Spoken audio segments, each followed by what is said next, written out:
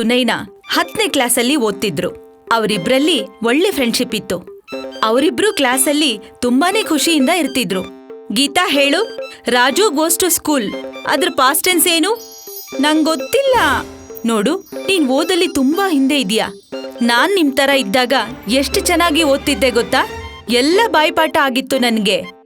ನಿಮ್ಗ್ಯಾರೋ ಒಳ್ಳೆ ಟೀಚರ್ ಸಿಕ್ಕಿರ್ಬೇಕು, ಆದ್ರೆ ಎಲ್ರಿಗೂ ಅಂತ ಅದೃಷ್ಟ ಇರಲ್ಲ ಮ್ಯಾಮ್.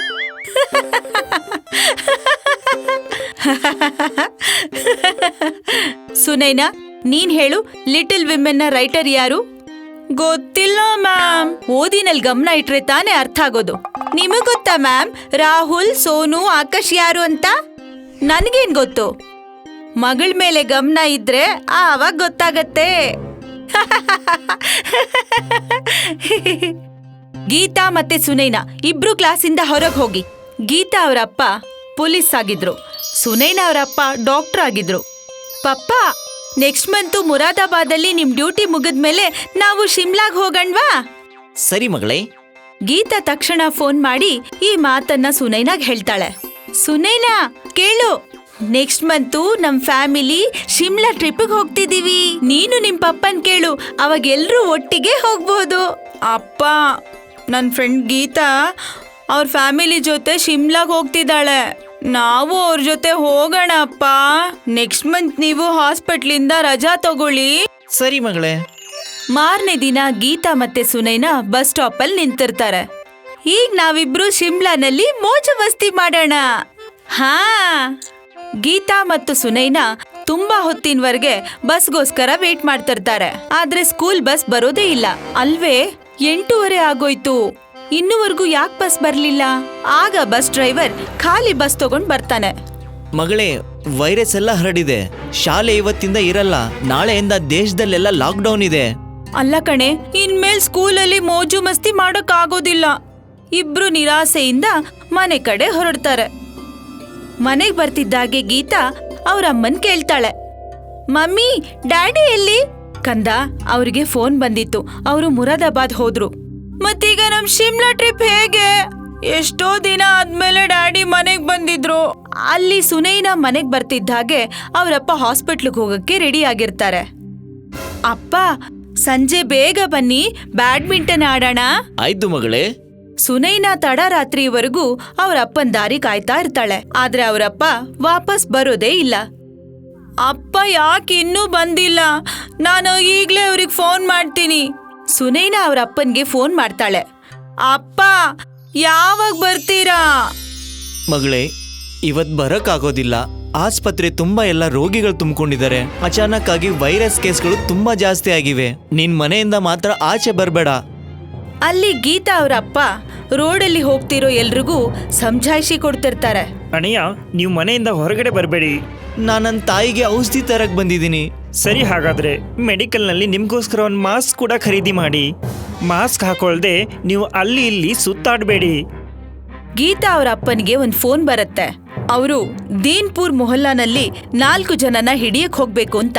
ಅವರು ವಿದೇಶದಿಂದ ಬಂದಿರ್ತಾರೆ. ಸರ್ಕಾರಕ್ಕೆ ಅವರಲ್ಲಿ ವೈರಸ್ ಇದೆ ಅನ್ನೋ ಅನುಮಾನ ಇರುತ್ತೆ. ಗೀತಾ ಅವರಪ್ಪ ಅವ್ರ ಟೀಮ್ನ ಜೊತೆ ಆ 4 ಜನನ ಹಿಡಿಯೋಕೆ ಅಂತ ದೀನ್ಪುರ್ ಮೊಹಲ್ಲಾಗೆ ಬರ್ತಾರೆ. ಆದ್ರೆ ಮೊಹಲ್ಲಾದ ಜನ ಪೊಲೀಸ್ ಅವ್ರ ಮೇಲೆ ಕಲ್ಲುಗಳಿಂದ ಹೊಡೆಯಕ್ ಶುರು ಮಾಡ್ತಾರೆ. ಗೀತಾ ಅವರ ಅಪ್ಪನ ತಲೆಗೆ ಕಲ್ಲಿಂದ ಏಟ್ ಬೀಳುತ್ತೆ. ಅಪ್ಪ, ನೀವ್ ಮನೆಗೆ ಯಾವಾಗ ಬರ್ತೀರಾ? ಅಳ್ಬೇಡ ಮಗಳೇ, ನನಗೇನಾಗಿಲ್ಲ. ನಾನು ಬೇಗ ಗುಣಮುಖವಾಗಿ ಮನೆಗೆ ಬರ್ತೀನಿ. ಒಂದಿನ ಸುನೈನೆಯಿಂದ ಗೀತಾಗೆ ಫೋನ್ ಬರುತ್ತೆ. ಗೀತಾ, ನಿನಗ್ ಗೊತ್ತಾ, ಆ ಡ್ರೈವರ್ ಅಣ್ಣ ಇದ್ರಲ್ಲ, ಬಸ್ ಅವರು, ಲಾಸ್ಟ್ ಟೈಮು ಸ್ಕೂಲ್ ಬಂದಿದೆ ಅಂತ ನಮ್ಗೆ ಹೇಳಿದ್ರಲ್ಲ, ಅವ್ರು ತಾನೆ? ಹಾ, ಅವ್ರದ್ದು ಕರೋನಾ ಇಂದ ಡೆತ್ ಆಗೋಯ್ತು. ರಾಕೇಶು ನನ್ಗೆ ಮೆಸೇಜ್ ಮಾಡಿ ಹೇಳ್ದ. ಮತ್ತೆ ನಮ್ ಕ್ಲಾಸ್ನ ಗೌರವ್ ಕೂಡ ಹುಷಾರಿಲ್ಲ. ಕ್ಲಾಸಲ್ಲಿದ್ದ ಎಲ್ರೂ ಗೌರವ್ಗೋಸ್ಕರ ದುಡ್ಡು ಕಾಂಟ್ರಿಬ್ಯೂಟ್ ಮಾಡ್ತಿದ್ದಾರೆ. ನಾನ್ ನಿನ್ಗೆ ಅಕೌಂಟ್ ನಂಬರ್ ಕಳಿಸ್ತೀನಿ, ನೀನು ಕಾಂಟ್ರಿಬ್ಯೂಟ್ ಮಾಡು. ಹಾ ಸುನೈನಾ, ನಾನ್ ಖಂಡಿತ ಕಾಂಟ್ರಿಬ್ಯೂಟ್ ಮಾಡ್ತೀನಿ. ಇಲ್ಲಿ ಸುನೈನಾ ಅವರಪ್ಪ ದಿನರಾತ್ರಿ ಎನ್ನದೆ ರೋಗಿಗಳ ಚಿಕಿತ್ಸೆಯಲ್ಲೇ ತೊಡಗಿರ್ತಾರೆ. ಒಂದಿನ ಸುನೈನಾ ಅವರ ಅಪ್ಪಗೆ ಕೆಮ್ಮು ಶುರುವಾಗತ್ತೆ. ರೋಗಿಗಳಿಗೆ ಔಷಧಿ ಕೊಡ್ತಾ ಕೊಡ್ತಾ ವೈರಸ್ ನನ್ನೊಳಗೆ ಏನಾದ್ರೂ ಬಂದ್ಬಿಟ್ಟಿದೀಯಾ? ಸುನೈನಾ ಅವರ ಅಪ್ಪ ಕೂಡ ತಮ್ಮನ್ನ ಟೆಸ್ಟ್ ಮಾಡಿಸ್ಕೋತಾರೆ. ಆದ್ರೆ ರಿಪೋರ್ಟ್ ನೆಗೆಟಿವ್ ಬರುತ್ತೆ. ಒಂದಿನ ಸುನೈನಾ ಅವ್ರ ಅಪ್ಪನ್ಗೆ ಫೋನ್ ಮಾಡ್ತಾಳೆ. ಅಪ್ಪ, ನಮ್ ಮನೆಗೆ ಪುಟ್ಟ ಕಂದ ಬರ್ತಾನೆ, ಅಮ್ಮ ಪ್ರೆಗ್ನೆಂಟು. ಅಪ್ಪ ಪ್ಲೀಸ್ ಒಂದ್ಸಾರಿ ಮನೆಗ್ ಬನ್ನಿ. ಸುನೈನಾ ಅವ್ರಪ್ಪ ಅವ್ರ ಮನೆಗ್ ಬರ್ತಾರೆ. ಆದ್ರೆ ಅವರು ಮನೆಗ್ ಬರಲ್ಲ. ರಸ್ತೆ ಆ ಬದಿಯಲ್ಲಿ ನಿಂತ್ಕೊಂಡು ಹಾಯ್ ಹಲೋ ಹೇಳಿ ಅಲ್ಲಿಂದಲೇ ಹೊರಟೋಗ್ತಾರೆ. ಸುನೈನಾ ಕಣ್ಣಲ್ಲಿ ನೀರು ತುಂಬಿಕೊಂಡು ಅವ್ರ ಅಪ್ಪನ್ಗೆ ಬಾಯ್ ಬಾಯ್ ಹೇಳ್ತಾಳೆ. ವೈರಸ್ ಹಬ್ತಾ ಇರೋದ್ರಿಂದ ಸುನೈನಾ ಅವರಪ್ಪ ರೋಗಿಗಳಿಗೆ ಚಿಕಿತ್ಸೆ ಕೊಡ್ತಾನೆ ಇರ್ತಾರೆ. ಅಲ್ಲಿ ಪೊಲೀಸ್ಗಳ ಕೊರತೆ ಇರೋ ಕಾರಣಕ್ಕೆ ಗೀತಾ ಅವರಪ್ಪ ತಲೆ ಮೇಲೆ ಪಟ್ಟಿ ಕಟ್ಕೊಂಡೇ ತಮ್ಮ ಡ್ಯೂಟಿನ ನಿಭಾಯಿಸ್ತಿರ್ತಾರೆ. ಮುಖೇಶ್ ರಾಜಸ್ಥಾನ್ ಎಂಬ ಊರಲ್ಲಿ ಹುಟ್ಟಿ ಬೆಳೆದಿದ್ದ. ಆದ್ರೆ ದೆಹಲಿಯ ಮಲ್ಟಿನ್ಯಾಷನಲ್ ಕಂಪನಿಯಲ್ಲಿ ಕೆಲಸ ಮಾಡ್ತಿದ್ದ. ಆಗಾಗ ಮುಖೇಶ್ ತಾಯಿಯಿಂದ ಮುಖೇಶ್ ಫೋನ್ಗೆ ಕಾಲ್ ಬರ್ತಾ ಇತ್ತು. ಮಗ, ನಿಂಗೆ 30 ವರ್ಷ ಆಗ್ತಾ ಬಂತು, ಮದುವೆ ಯಾವಾಗ ಆಗ್ತೀಯಾ? ಮಾಡ್ಕೊಳ್ತೀನಿ ಮಾ. ನೀವು ಮದುವೆ ಬಗ್ಗೆ ಅಷ್ಟು ಚಿಂತೆ ಯಾಕೆ ಮಾಡ್ತೀರಾ? ನಾನು ಯಾವಾಗ್ಲೂ ಅದೇ ಯೋಚನೆ ಮಾಡ್ತಾ ಇರ್ತೀನಿ, ನೀನು ಯಾವಾಗ ಸೊಸೆನ ಊರಿಗೆ ಕರ್ಕೊಂಡ್ ಬರ್ತೀಯಾ ಅಂತ. ಮಾ, ನಂಗೆ ಯಾವ್ದಾದ್ರು ಒಂದು ಹುಡುಗಿ ಮೇಲೆ ಪ್ರೀತಿ ಆದ್ರೆ ತಕ್ಷಣನೇ ಮದುವೆ ಆಗ್ತೀನಿ. ಒಂದು ದಿನ ಮುಖೇಶ್ ಕಂಪನಿಯಲ್ಲಿ ಚರ್ಚೆ ನಡೀತಾ ಇರುತ್ತೆ. ಈಗ ನಮ್ಮ ಕಂಪನಿ ಚೈನಾದಲ್ಲಿ ಪ್ರಾಡಕ್ಟ್ಸ್ ನ ಮಾರಕ್ಕೆ ಶುರು ಮಾಡ್ತಾ ಇದೆ. ಚೈನಾದಲ್ಲಿ ನಮ್ಮ ಹೊಸ ಆಫೀಸ್ ತೆರೀತಾ ಇದೀವಿ. ಸೊ ನಿಮ್ಮಲ್ಲಿ ಯಾರ್ಯಾರು ಚೈನಾಗ್ ಹೋಗಕ್ಕೆ ಇಷ್ಟ ಪಡ್ತೀರಾ? ಸರ್, ನಾನಲ್ಲಿ ಹೋಗಕ್ ಇಷ್ಟ ಪಡ್ತೀನಿ, ಯಾಕೆಂದ್ರೆ ನಂಗೆ ಕುಂಫೂನು ಕಲಿಬೇಕು. ಅವನ ಕಂಪನಿಯ ಎಲ್ಲ ಸಿಬ್ಬಂದಿಯೊಂದಿಗೆ ಮುಖೇಶ್ ಚೀನಾ ತಲುಪ್ತಾನೆ. ದಿನ ಸಂಜೆ ಆಫೀಸ್ ಮುಗಿದ ಮೇಲೆ ಚೀನಾದ ಒಂದು ಮಾರ್ಷಲ್ ಆರ್ಟ್ ಗುರು ಜೊತೆ ಕುಂಫು ಕಲಿಯೋಕೆ ಹೋಗ್ತಿದ್ದ. ಮಾರ್ಷಲ್ ಆರ್ಟ್ ಗುರುವಿಗೆ ಜಗ್ಮಾ ಹೆಸರಿನ ಮಗಳಿದ್ದಳು. ಕೆಲವೊಮ್ಮೆ ಜಗ್ಮಾ ಮುಖೇಶ್ಗೆ ಕುಂಫು ಕಲಿಯಲು ಸಹಾಯ ಮಾಡ್ತಿದ್ಲು. ಜಗ್ಮಾ ಮತ್ತು ಮುಖೇಶ್ ಪರಸ್ಪರ ಪ್ರೀತಿ ಮಾಡಲು ಶುರು ಮಾಡ್ತಾರೆ. ಮುಖೇಶ್ ಜಗ್ಮನಿಗೆ ಹಿಂದಿ ಕೂಡ ಕಲಿಸಿ ಕೊಡ್ತಾನೆ. ಒಂದು ದಿನ ಜಗ್ಮಾ ತಂದೆಯ ಅನುಮತಿ ಪಡೆದು ಮುಖೇಶ್ನ ಮದುವೆ ಆಗ್ತಾಳೆ. ಸ್ವಲ್ಪ ದಿನಗಳ ನಂತರ ಚೀನಾದಲ್ಲಿ ಕೊರೋನಾ ವೈರಸ್ ಹರಡುತ್ತೆ. ಹಾಗೆ ಮುಖೇಶ್ ಹಾಗೂ ಅವನ ಕಂಪನಿಯ ಎಲ್ಲ ಸಿಬ್ಬಂದಿಗಳನ್ನು ಇಂಡಿಯಾಗೆ ವಾಪಸ್ ಕರೀತಾರೆ. ಮುಖೇಶ್ ಜಗ್ಮನ ಜೊತೆ ಇಂಡಿಯಾಗೆ ವಾಪಸ್ ಬರ್ತಾನೆ. ಮುಖೇಶ್ ಕೆಲ ತಿಂಗಳು ಕಂಪನಿಯಲ್ಲಿ ರಜಾ ತಕೊಂಡು ಊರಿಗೆ ಹೋಗ್ತಾನೆ. ಊರಿನ ಜನರೆಲ್ಲ ಮುಖೇಶ್ನ ಚೈನೀಸ್ ಸೊಸೆ ನೋಡೋಕೆ ಮನೆಗೆ ಬರ್ತಾರೆ. ನೋಡಮ್ಮ, ನಿನ್ನ ಸೊಸೆನ ಕರ್ಕೊಂಬಂದೆ. ಊರಿನ ಜನರೆಲ್ಲ ಮುಖೇಶ್ನ ಚೈನೀಸ್ ಸೊಸೆ ನೋಡೋಕೆ ಮನೆಗೆ ಬರ್ತಾರೆ.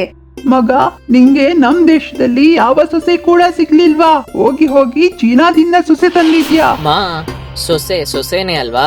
ಅವರು ಇಂಡಿಯಾ ಅವರಾಗ್ಲಿ ಚೈನಾದವರಾಗ್ಲಿ, ಅಷ್ಟಕ್ಕೆ ಗ್ಲೋಬಲೈಸೇಷನ್ ಅಡಿಯಲ್ಲಿ ಪೂರ್ತಿ ಜಗತ್ತು ಒಂದು ಹಳ್ಳಿ ತರ ಆಗಿದೆ.